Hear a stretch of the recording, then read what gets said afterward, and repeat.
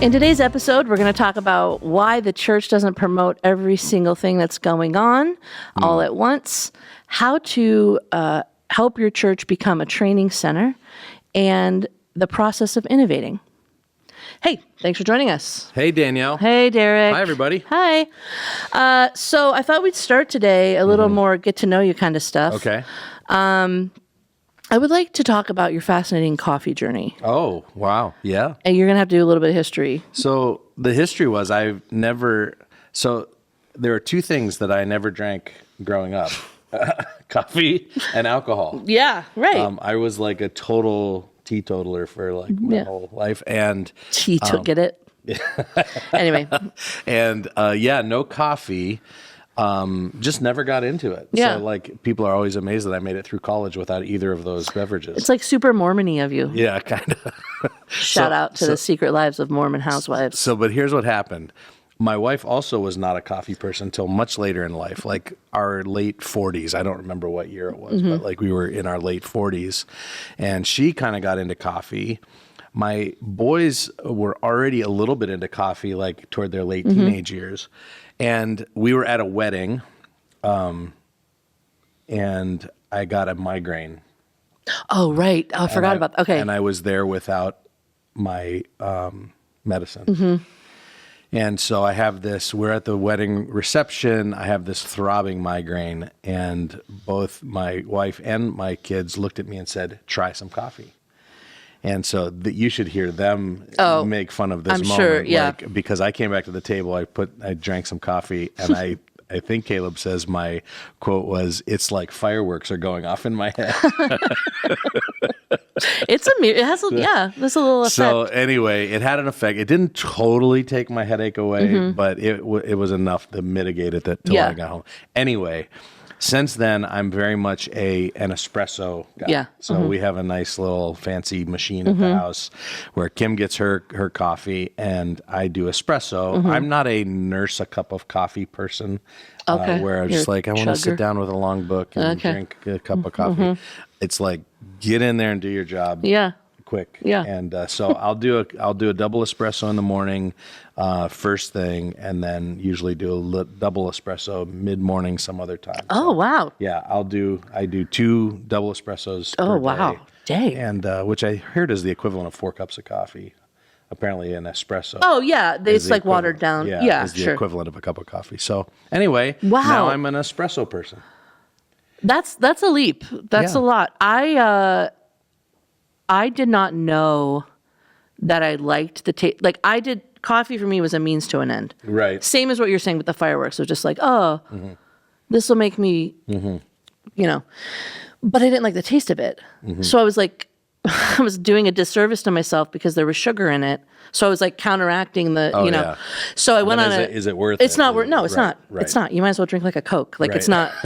So, but I went to a friend's house in Florida.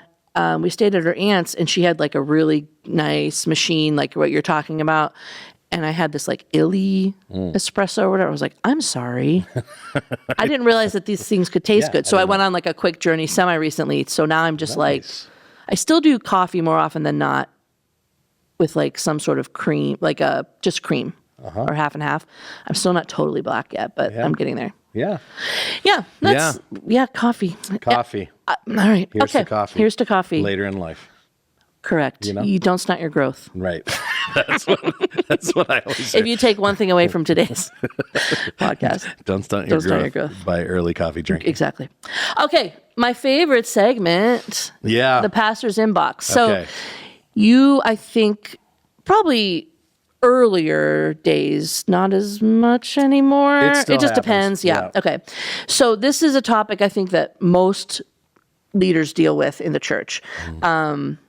And the general idea is, you don't have a huge summary here of the emails, but the general idea is, why won't the church promote my favorite cause during the worship service, during like the announcement or bulletin time, or put it in the bulletin, whatever the case may be. Yeah. And there are a bunch of categories to this. So like some of it is people who are leading their own ministry outside the church or their nonprofit, or maybe it's their ministry that they lead inside the church. Maybe it's, I mean, I've had, my cousin runs an orphanage in this foreign country. Why doesn't our church support them by, telling the church what's going on? So it's not even necessarily that person's ministry, but it could be related ministries that person is passionate about. Yeah. So like, I know of this other cause that's drilling water wells or something like that. Why doesn't our church announce this, as often as I think we should? Yeah. Yeah, that's good. Yeah, that's the key gist. Yeah.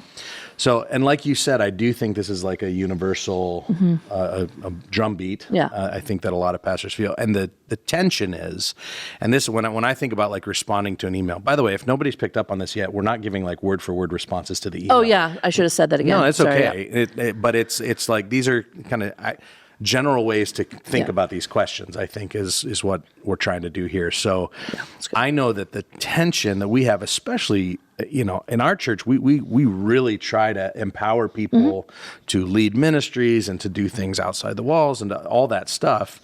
And the tension is we want people to take initiative. We want them to do these things. And then we also want the church to be supportive in those things, to communicate to them, we love what you're doing. We want to encourage what you're doing. We want to feel support from the church, all that kind of stuff. So I know one of the things that we did early on, and this is a little bit bigger than an email response, but it's more structural, is that for us to define foundational and partnership conversations. And so ministries, sorry. So what are the foundational ministries of the church? And we kind of define those as like, if these went away, the church wouldn't exist, kind of thing. And so, we're talking about, weekend worship, we're talking about kids ministry, we're talking about care and support ministries, we're talking about like those key foundational things. And having to just say, and I think it helps us give a framework to say, these are the kinds of things that we announce because they're of central importance to the church's existence. Right.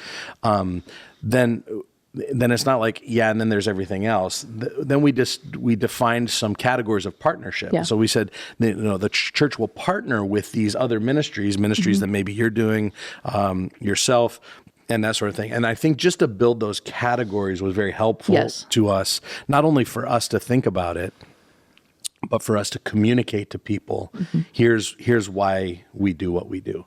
And some of those partnership ministries may get a little bit more exposure in the church and some a little bit less, depending on kind of how central they are to the church's existence. But then it allowed us to identify some other ways that the church could partner with those people and those ministries other than weekend announcements. Yeah, like leadership development. Yeah, leadership development. Yeah. Can we give tips and tricks in terms of social media stuff? Come around them in different ways. So the other thing that I would just say as a general principle that I think is important to communicate in these instances is that targeted appeals are far better than mass appeals. Absolutely. So in other words, this idea that, man, if I could just get my thing announced from the platform, everything would be fine. Yeah. Actually, sometimes that has a negative effect in that, we've often said what that communicates is that anybody with a pulse could do that. Right. When you just announce it to everybody, you're basically saying any old person could do this, where it's much, much more effective to sit across from a person or to look them in the eye and say, you would be perfect for this. Yeah. All of a sudden, then you've got a really, really great volunteer, a really, really great participant in what you're doing versus just that kind of broad appeal.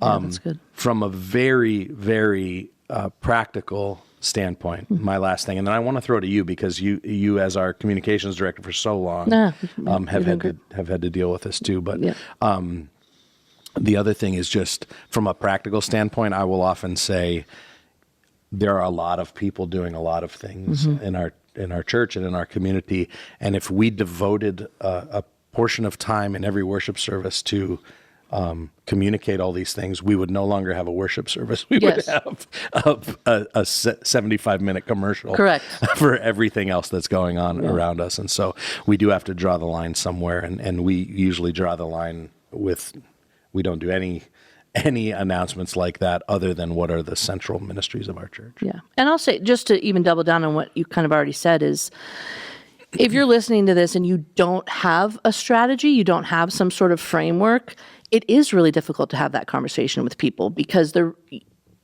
if we're honest, there's no rhyme or reason to why you're doing what you're doing anyway. Yeah. Feels like, it really does feel like, well, I don't like that. Right. Or, and a lot of,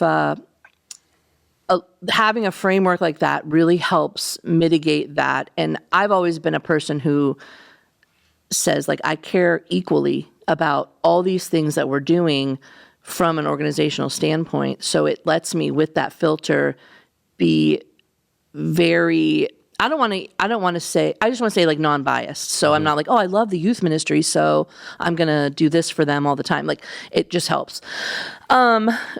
And I think if you can help people think through, one thing I've found helpful is thinking through scope and goals.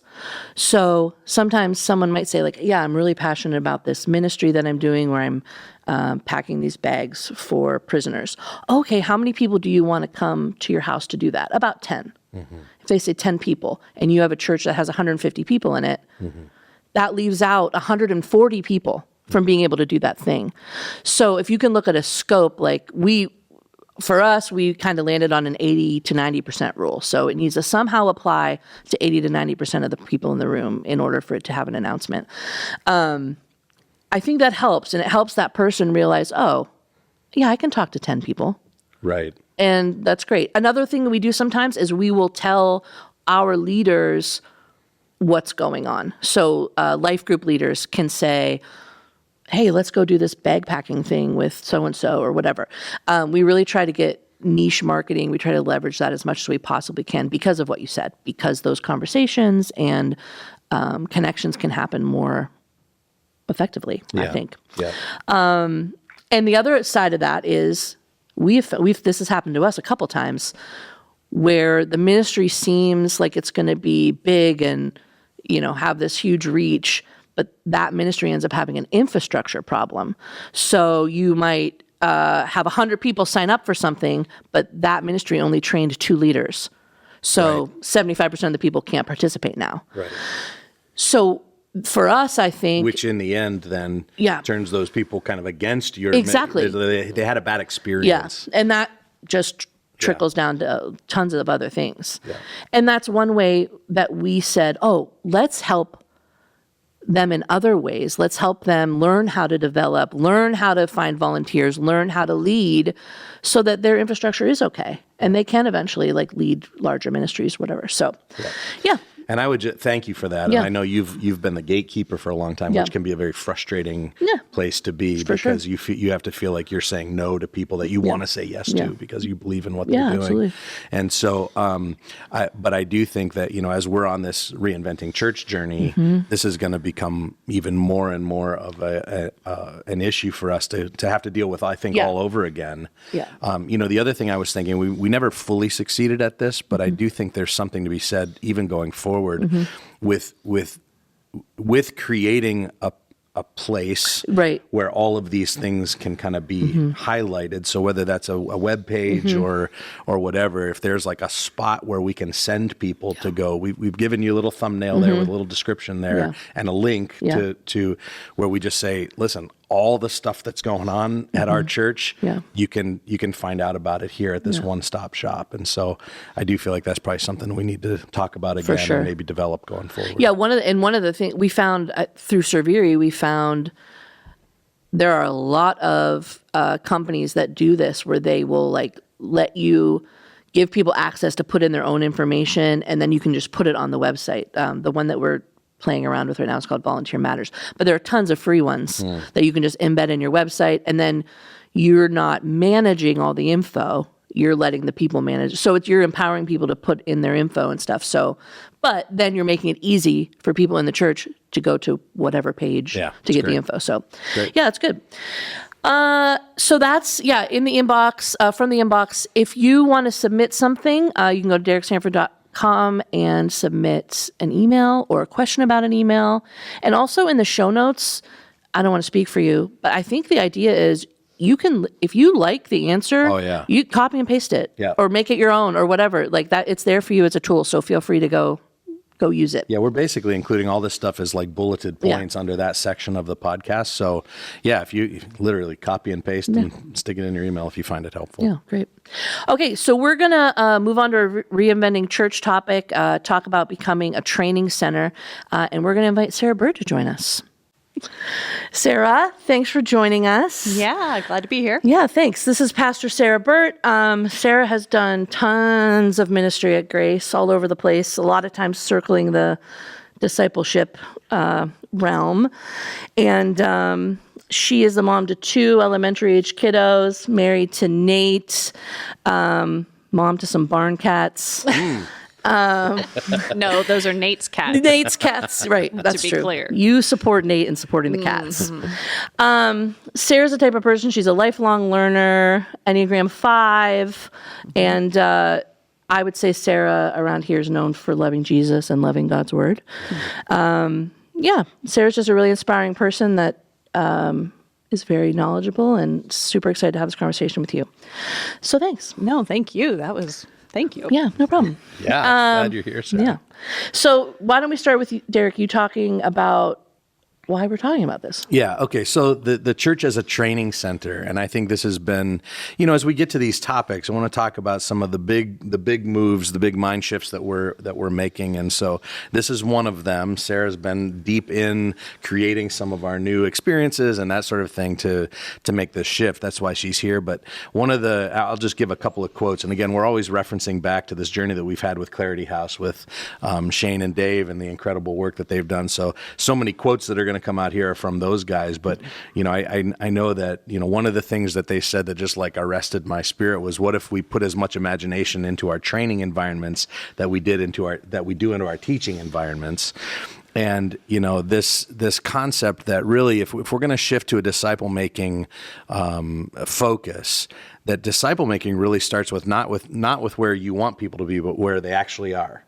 And so when you think about that, kind of the preaching, discipline or whatever, it really kind of assumes, whether you like it or not, that everybody's in the same place, or at least the same starting place, and they're actually not.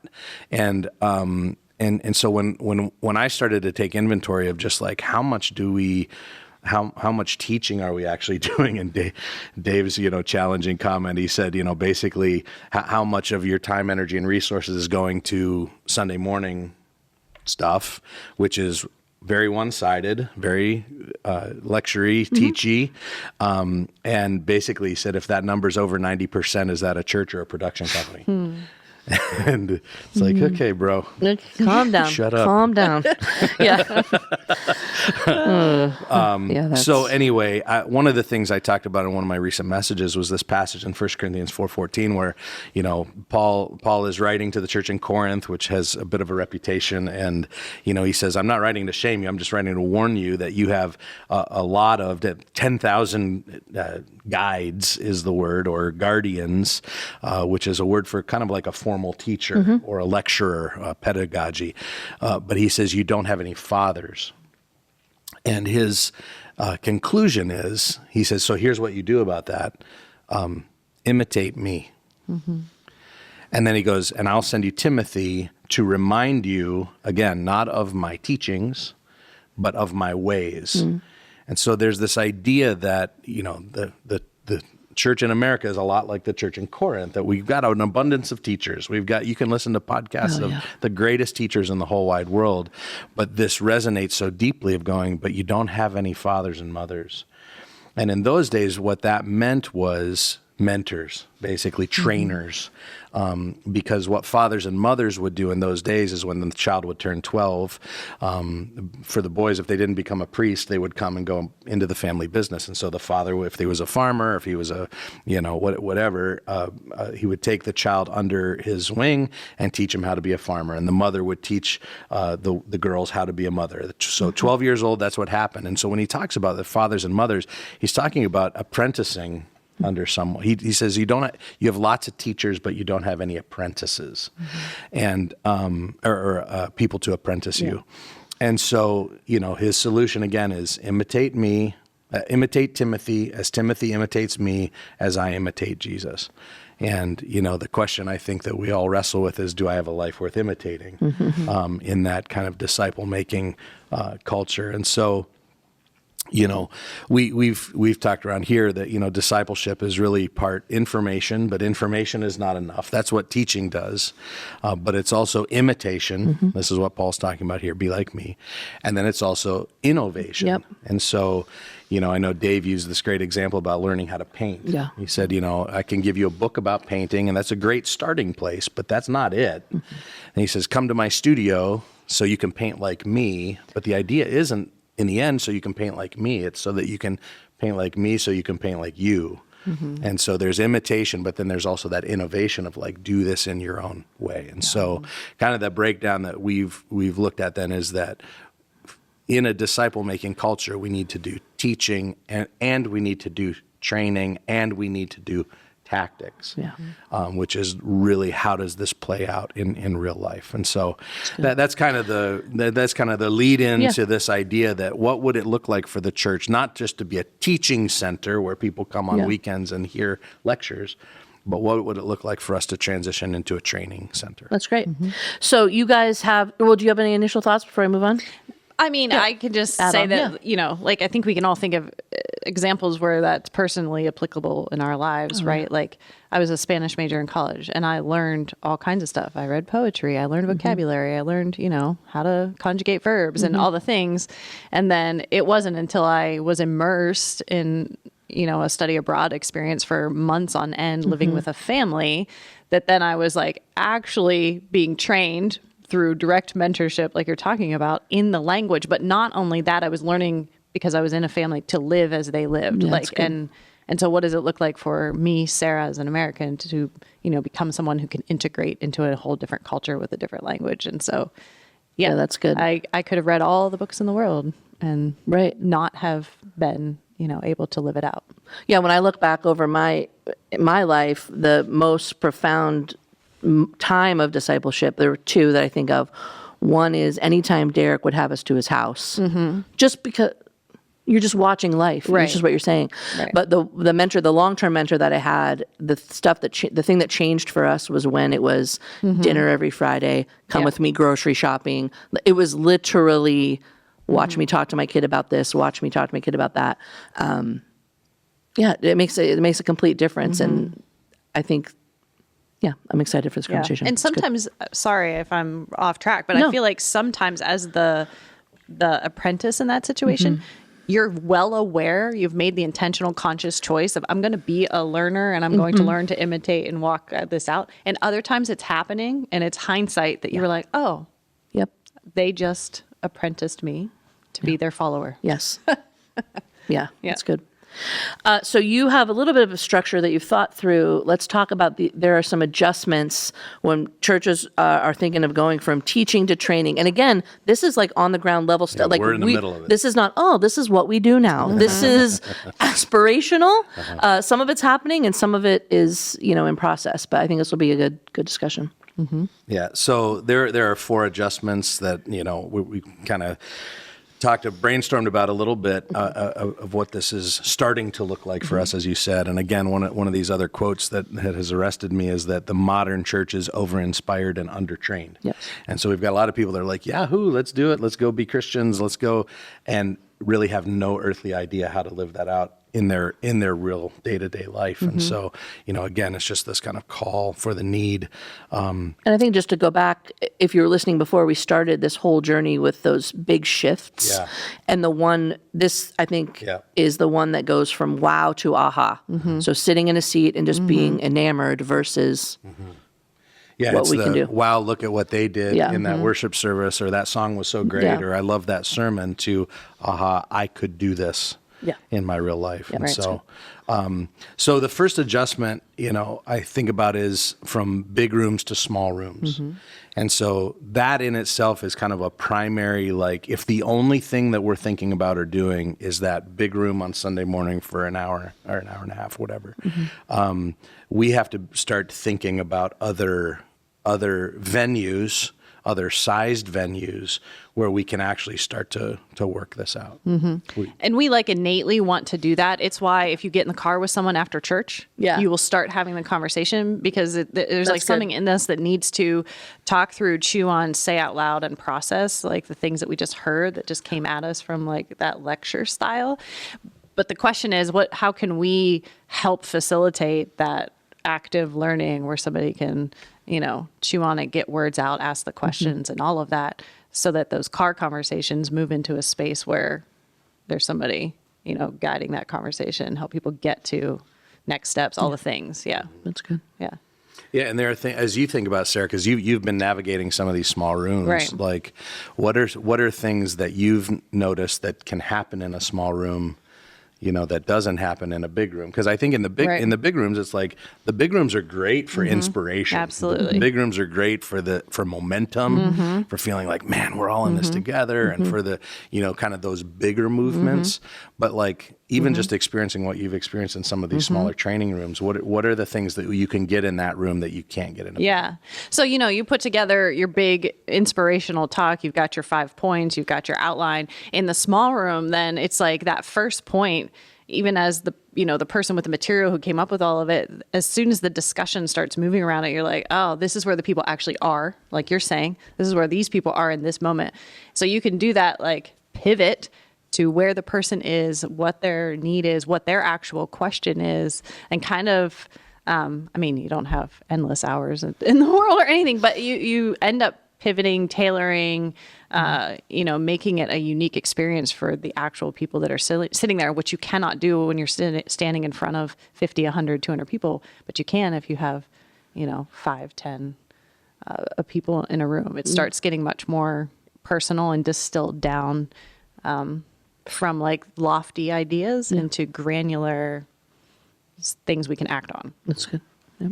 Yeah, I even think about this concept of breakthroughs. I think everybody's after these moments of growth. And in a big room, people can have breakthroughs and do have breakthroughs. It's just nobody really knows about it. Right. Whereas if it happens in a small room like that where there's space, it's like we can recognize it, celebrate it, talk about it, break it down, analyze it. Right. That's a beautiful thing when somebody can then, because it drives it deep into that person. If I can do that in that room, right? Yeah, that's good. good. And then you're not just inspired; you are then motivated. There's this hunger, this motivation to be okay. I don't want to stay here where I'm at. I want to go. I want to be there. Yeah. Wherever there is in the context. And I feel like that happens in life groups. Which is our specific context for like that smaller room, where those things can happen. But then the question is, what does it look like to add like, a skilled trainer to that space? Yeah. Yeah, I think that's a good question, because we would say that our groups and our teams, when it comes to like what are our already existing environments that are smaller rooms versus bigger rooms? Well, we have small groups, life groups, we call them, and we have ministry teams, a bunch of them that exist around the church. And so we would say those are our smaller rooms for training to happen. I think what we have to buckle down and do is go, what does it look like for those environments to really lean into the training component? Right. And go, even for life group leaders to go, what are some small adjustments that I could make to make this more of a training gathering or a training moment versus just social or just teaching or whatever. Because again, if people are going from a teaching Sunday to a teaching life group, again, we're not really kind of embodying that training center vibe that we're going for. Yeah, good. So the second adjustment I would say is moving from monologue to dialogue. Okay, so a one-way conversation to a two-way conversation. So in order for us to move from teaching to training, teaching is a one-way, training is a two-way. So let's talk about that. Why don't you talk about that? Well, you want me to talk about that? Yeah, I do. I want you to start. So prior to this, I would have said teaching is more of the dialogue, because as a classroom teacher, it was definitely more like that. But I will go with your definitions of teaching and Let's training. talk preaching. Preaching to Yeah, There we go. preaching the monologue versus teaching I feel the space for both, obviously. But I think that, there's if somebody comes awake in a preaching moment where there's monologue coming at them, they come to life in that dialogue space. That's good. Like, I think that there's a different kind of thing that happens when I'm going to use you as my student, when you as the student, when I ask you a question about, something that we're learning and you give an answer and I'm able to follow that up with a question that like takes you deeper or has you think about it a different way or makes you, unpack that. What are you actually saying? Makes you wrestle with what's going on inside of you and what you're thinking and the questions coming at you. That stirs you up to more than just being inspired. It's stirring you to, again, want to move from who you are to who, you're discovering that you could be, in all of these different ways. So I enjoy both spaces, but man, I come alive more when I get to dialogue with people than, I don't know, just monologue. Do you feel like, I don't want to derail us, but have we thought through, like, just being honest, how our training has to shift for life group leaders and team leaders? Just because, I'm just being honest. Well, you're saying this and I'm thinking, yes, Sarah, you'll be able to do this. Yes, Derek, you'll be able to do this. Yeah. Will my life group leader be able to do this? Right. I don't know. Right. Yeah. Yeah. And maybe the life group leader doesn't have to be the trainer, but that there's a trainer in the group or that there's a trainer, Yeah. Well, I think that comes back to I think Dave or Shane maybe said this, but like how you train is how they will multiply. Yeah. So like if Timothy's imitating Paul has hopefully taught him how to, so I think that part of it comes back to, well, what has been our standard procedure for training? Is it actually training? Yeah. Or are we monologuing at people that we expect to execute something and the way that we've modeled it That's is a fair question. Yeah. It was one of my supreme frustrations in the academic world is that those who teach are not always great at modeling how it's then supposed to be taught. Okay. Does that make sense? Yeah. Yeah. So that might be. I could see us kind of stumbling through that as we roll these things out. Yeah, it's funny. I was just having a conversation yesterday with somebody who had just gotten one of our, not on our staff, just a person in our church who's gotten back from facilitator training. Oh, cool. And talking, we were talking about this very thing of like, are there principles that apply to some of our class facilitators, some of our life group facilitators because what a facilitator does is really just draw out the wisdom and the conversation of the group. And I think, there's again, we need teachers. Yes. Like, you can't just be all that. No. But we have to have some environments where that's happening. Because and what I was scrambling to look up, there's a statistic that I can't remember, so I'll just make it up. Okay, great. We'll fact check it. Fact check. That's what pastors do, right? Yeah. We'll put the actual. I heard one time, and then you just say whatever. We'll put the actual info in the show notes.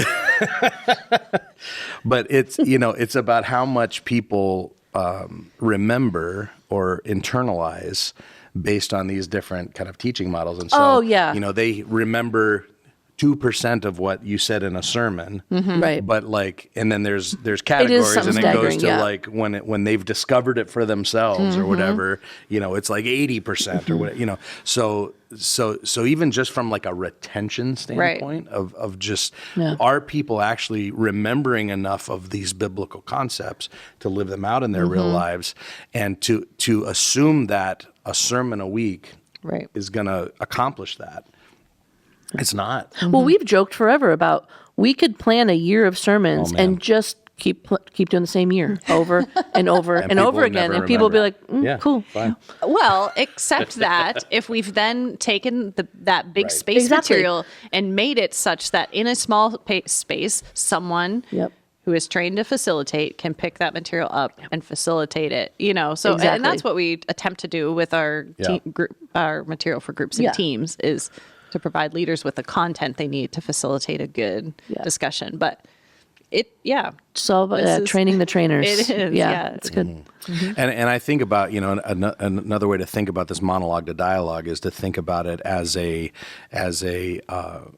auditorium or a class versus a lab. That's good. Like a learning lab. And it's like, man, I would love to see the church have more learning lab environments. I mean, we've joked forever about like, what if, so, we talk about spending time with God every day. We can talk about till we're blue in the face.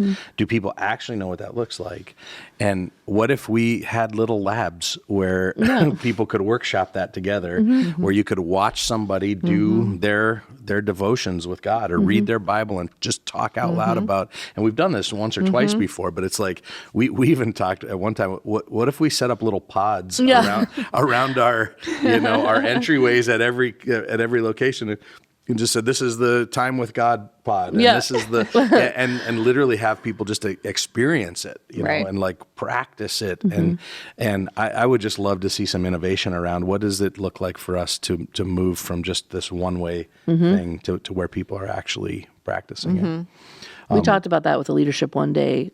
Just took a drive the other day and we're talking about the idea of having that exact thing, where depending on what dream disciple role they're working on, their second part of the day would be going into a room where that room is completely made for whatever that lab needs to be, and as coaches and so I'm excited for that. I think that's going to be a fun thing to explore. I heard Joseph Grenny talk when he's talking about influence. He talked about how environments are so important for our learning. He calls them hot zones. If you put people into a hot zone, that's cool. Their propensity to change or grow becomes so much greater. That's based on just the environment that you put them in. True. So, the other one last thing with this one is just this concept that the greatest gift that we can give someone is to help them hear the voice of God for themselves.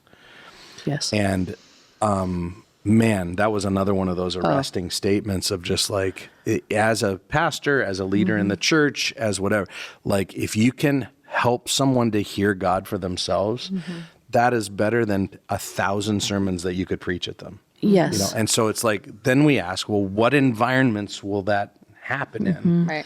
And they will happen in training environments where we can talk about it and where they can process with somebody. And was that, here's what happened this morning. And was that God? Was that not God? And to have somebody to kind of just process that with. And man, if we could have more and more people in our churches who are discerning the voice of God for themselves, man, it's an unstoppable force. Yeah. It's the ultimate, like teaching people how to fish thing for sure. Right. Yeah. So here's another big one, is the move from illustrations, and I would say sermon illustrations, to tools. Oh, because good. I was never good at sermon illustrations anyway. Oh, my goodness. Well, I think the two of those kind of like accomplish the same thing. It's like you're trying to show people a picture of what this looks like. And I think as we've entered this world of tools, and I want you to add definition to what I mean when I say that. Yeah. We've entered the world of tool making. And it's so funny. I was texting with Shane the other day, and Shane's like, you guys have become great tool makers. And he was so proud of us. I'm like, oh my gosh. But it is, and we have very intentionally tried to enter that world of going, that's a great idea. Let's make it a tool. Yes. And so talk about tools a little bit, just in general, and why it's become a fascination for us. Yeah, I feel like it's your like obsession. Oh, I'm very there's like there's a joke around the office, just so you know, people are like, if you want Derek to do it, say tool. Yeah. Tell him we need a tool. Oh my God. Yeah, so I think of so for quite a long time, more than a decade, I don't know, when we coined the phrase "find your chair." Yes. Which immediately conjured like an illustration, an image in people's mind, and it was like fairly effective in terms of as soon as you said it, people knew that we were talking about this is where you spend your time with God through prayer, through His Word, whatever.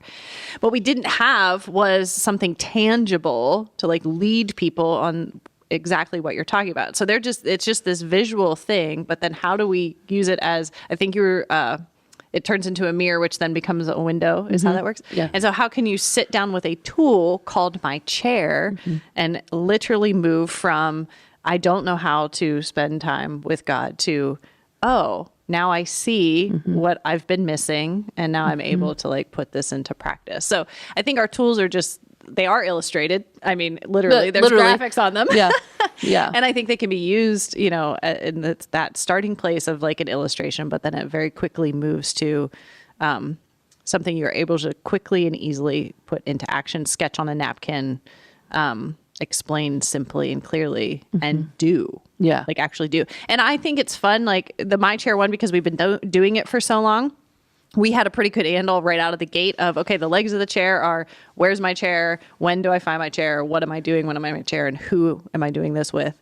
And then there's a couple questions. What's God saying to me? And what am I going to do about it? But then we've developed some other tools that we've like, can I say this? Yeah. We presented one. Oh, wait, I think this is your illustration for later. No, I'm that's not, right. am I going to No, spoil? no, it's Go fine. ahead. We presented one for the congregation, and within 24 hours, we had changed it. Yeah. Because it's an actionable item, you realize like, wait, this has to work for where people are. And if they're not there, we need to pivot. Yeah. Like, otherwise we're just speaking to, I don't know who. Yeah. Right. But for someone to actually pick it up and engage with it and, use it as a tool is intended to be used. So it's funny. So my son is a robotics engineer. Yeah. And we were having a conversation the other day. He's asking me about what's going on at church, and I'm telling him some of this stuff. And so when I use the word tool with Caleb, Oh, right. tool means something very different to him. And he had a hard time getting his brain around what I was actually talking about. And so I think what you just did in that breakdown is just to go, yeah, it's a concept. So the concept is find your chair where you meet with God every day in his word.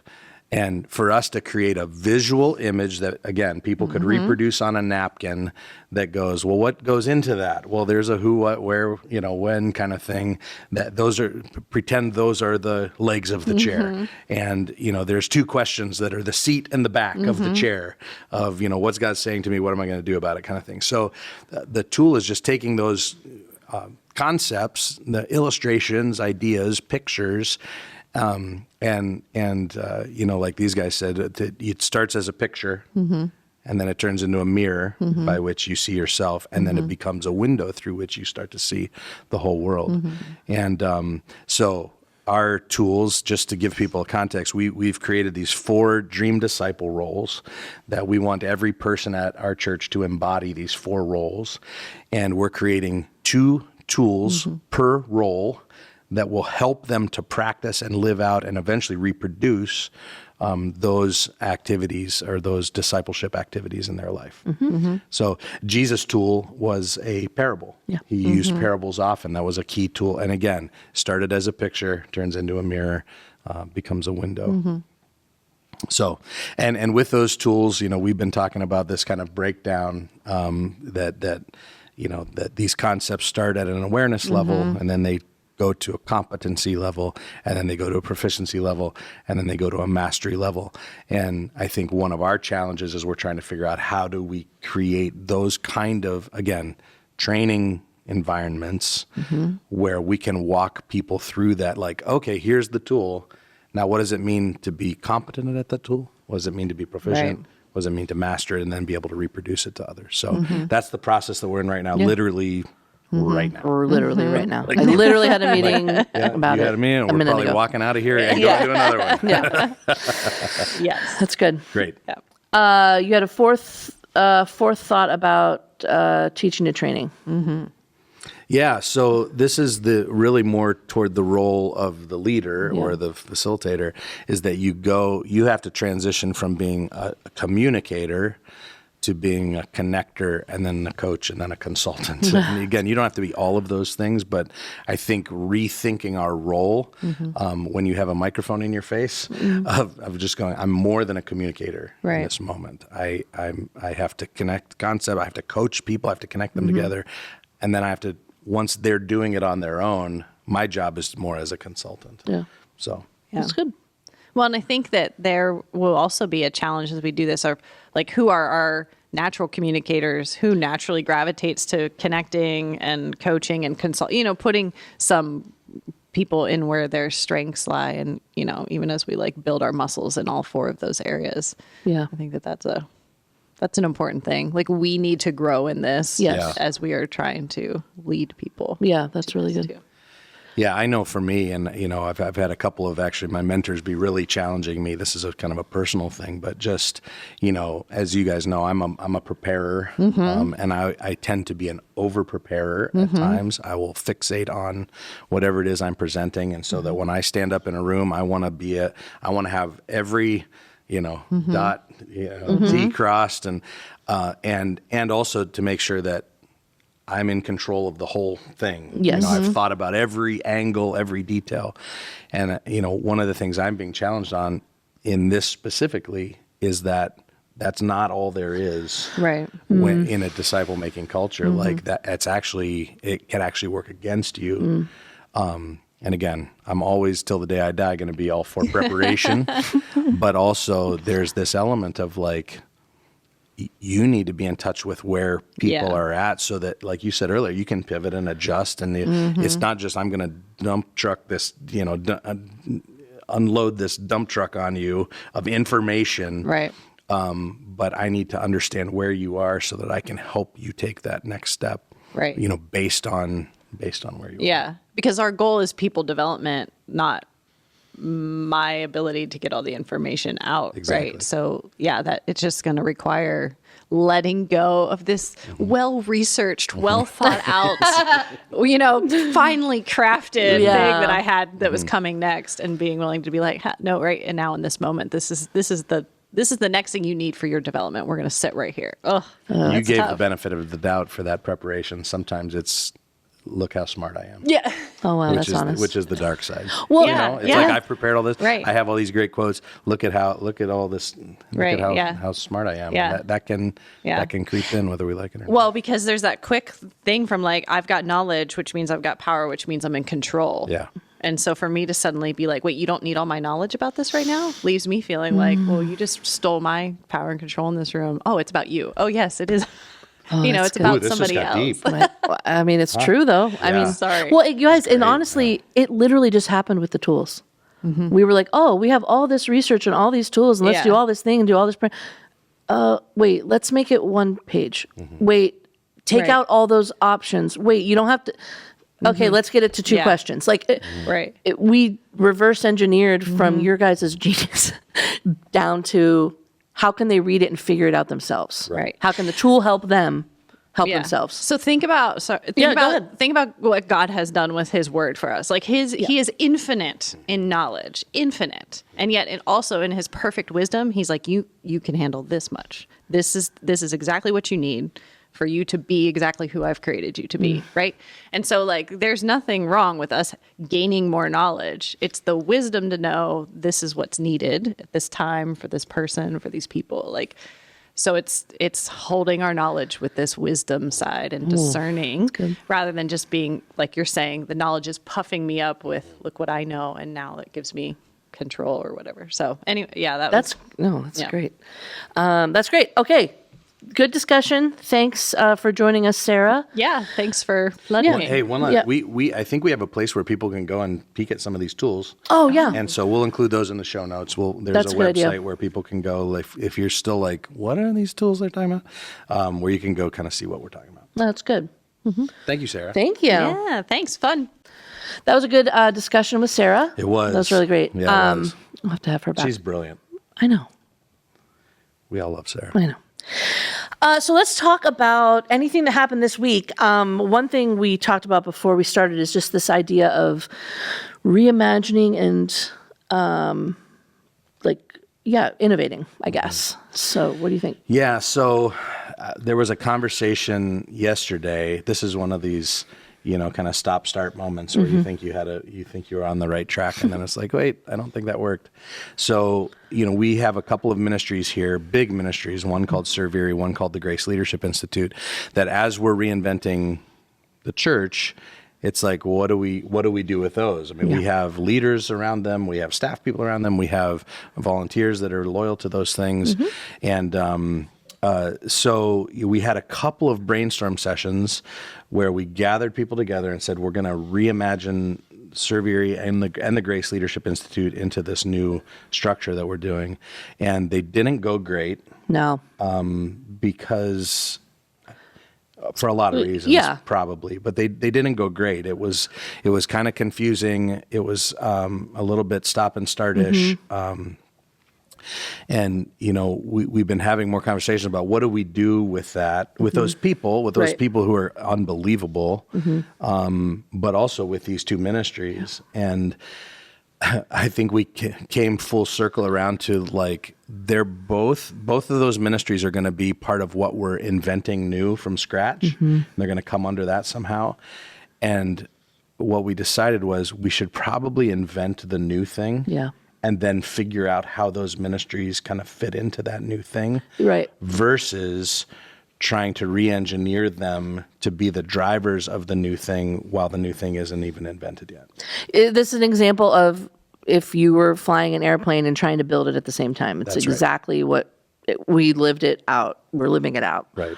And yeah, I mean, there are cases where you do it the other way. Yes. There definitely are.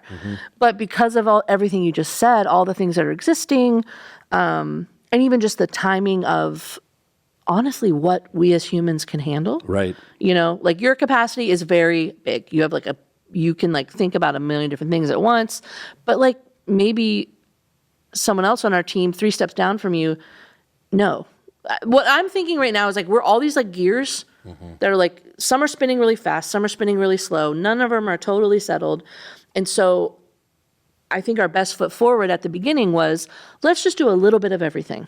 Right. But until you put that clarity around, we are, well. There are things that we're tweaking and there are thank you. things that we're inventing. Right. And scratch. we were trying to tweak everything. Everything. And invent everything. And invent everything. Yeah. Yeah, at the same time. Yeah. So, yeah, I think the learning here is that we said we need to slow the process way down of the stuff that we're inventing from scratch and go, we need to walk that through a whole process of its own and get the people in the room. Get the right people. Yeah, that are going to be both inventing those things, but also be part of it in what already exists.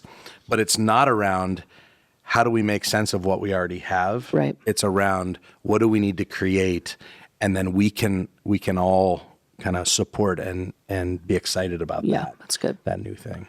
And I think a tangible learning too was just that we're lucky with the people that we work with that most people are really pretty open-handed about their calling, their job here.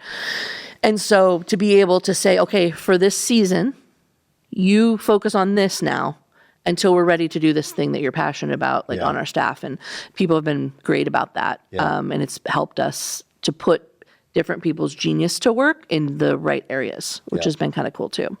Yeah, and I would just say, I think kind of as a universal principle, I feel like if we are always starting with what we have and like tweaking everything that we have, That's good. we're going to end up with a menu so huge of all these zillions of things that we've just like, and at the same time, never really got to what we need. So I'm thinking about like, you know, using an example from here from some years ago of like, you know, Sunday school. Remember back in the Sunday school days? And it's like, if we were thinking about how do we start with Sunday school, but tweak it to be a little bit better to what we want it to be versus going, what do people really need for discipleship? Yes. And That's the question. let's invent the discipleship thing and then see if Sunday school fits or doesn't fit into that. But when we always start with the existing programs, we will end up with a menu 1,000 items long. Absolutely. That makes it very hard for people to kind of navigate their way through a church. Yeah, and there is something, even I'm like passionate about the creative process, and to be able to say in a room, hey, there are no sacred cows here. Yeah. Let's ask the right questions, like just exactly what you're saying. I think gets you so much farther so quicker. And it actually gets you to where you need to be. Like you're saying, I'm just re-saying what you're saying, but that's a learning. Like when you go into a room to think about something, you've got to kind of I want to underline that, Yeah. Danielle, because what you just said is so important. Because what tends to happen is if we start with the micro stuff, what tends to happen is we stop asking the actual right questions. Yeah. And so we're asking questions of like either how can we make this ministry work? How can we keep these people happy? How can we not lose leaders? How can we, not lose the momentum that we have? And you're asking those questions versus asking the big question of, again, the classic example, how do we reach women? Well, 20 years ago at our church, it might have been we're going to have women's tea. we used to have And we did. women's teas. And so We sure right did. now in 2024, women's tea is probably not the answer. There's a lot of churches, though, that probably haven't let go of the women's Right. tea because there's 3 women that are super passionate about it. And this is the way we've always done. Yeah. And so we keep it going. And keeping it going is not the worst thing in the world. No. The worst thing in the world is somewhere along the way, we stopped asking the question, how do we reach women? Right. That's a good example. You know what I'm saying? Yeah, And so absolutely. it's keeping those big questions forefront that becomes what gets lost in the shuffle if we do this the wrong way. And we just made the mistake again ourselves. So Yep. it's not like, No, hey, we look don't. at us. Yeah. It's like, hey, look at us. yeah. Yeah, it's definitely look at us. Look Just at this different tone. train wreck and don't do it. Okay, good job. Cool, thanks. So thanks for listening today. If you're listening, please rate this show, subscribe. If you're watching on YouTube, you can subscribe and leave a comment. That'd be awesome. And again, you guys can go to derekstanford.com and get the show notes along with other resources, submit an email for us to answer, and whatever else you might need. You'll find a ton of resources on that website. So thanks for joining us, and we'll see you next time. Peace.